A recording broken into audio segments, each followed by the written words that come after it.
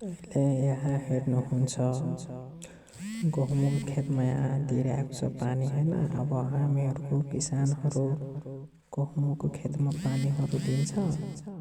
अनि यता हेर्नु कति राम्रो दिइरहेको छ पानी। अनि दुईजना छ र हेर्नु यो के भनिरहेको छ।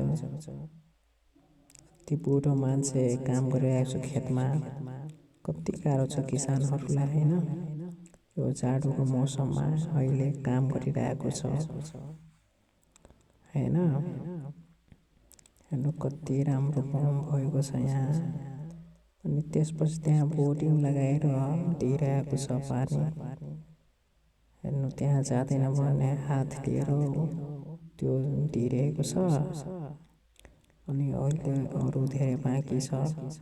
त्यसपछि अहिले जस्ट चलाएको छ, आधा घन्टा भएको छ बोर्डिङ चलाएको। र किसानहरू खेत हेर्नु कति राम्रो छ, कति राम्रोले कामकाज गरिरहेको छ। अनि त्यसपछि अहिले मौसम धेरै खराब छ गाउँघरमा। यो मिथिलाको त्यो छ पहिचान छ, मिथिलाको पहिचान छ यो सबै थोक। हेर्नु अरू खेतहरूमा भएको छैन, उतापट्टिको खाली छ यो दृश्य।